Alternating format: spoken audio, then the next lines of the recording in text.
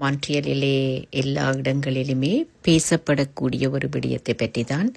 எல்லோருக்கும் என்னடா இது பனிப்பொழிவை பற்றி இவ்வளவு தூரத்துக்கு பேசுகின்றார்களா அப்படின்ற மாதிரி இருக்கும். கண்டிப்பாக அது கிடையவே கிடையாது.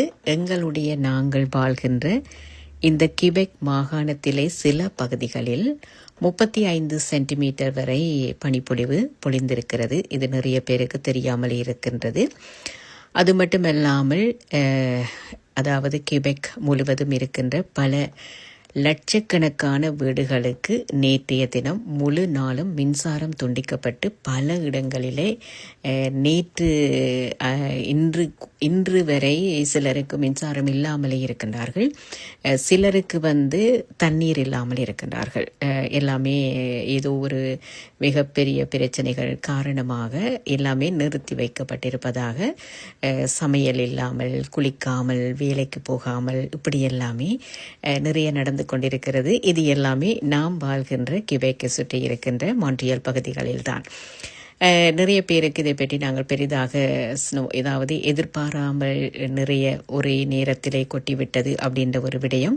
அதே நேரத்தில் ஆயத்தமில்லாமல் இருக்கின்றோம். நிறைய வீடுகளிலே டெம்போ போடவில்லை. அதே நேரத்தில் உங்களுடைய வாகனங்களுக்கு டயர் மாற்றப்படவில்லை. அது மட்டுமில்லாமல் நிறைய எங்களுக்கு என்ன இந்த குளிர்காலங்களிலே சில விடயங்களை முன்கூட்டியே செய்ய வேண்டும் என்று நினைத்த சில விடயங்கள் செய்ய முடியாமல் போனது எல்லாமே இந்த காலநிலைகளுடைய மாற்றங்கள்.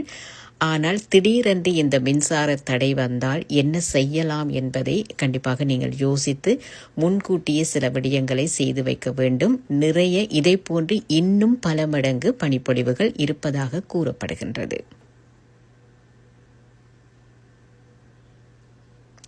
இது ஒரு சின்ன விடயமாக இருந்தாலும் கண்டிப்பாக நான் அதை உங்களோடு முன்னெச்சரிக்கையாக பகிர்ந்து கொள்ளுங்கள். மெழுகுத்திரை வாங்கி வைத்துக் கொள்ளலாம். சின்ன குழந்தைகள் இருக்கின்ற வீடுகளில் எல்லாம் மிக முக்கியமாக தேவை.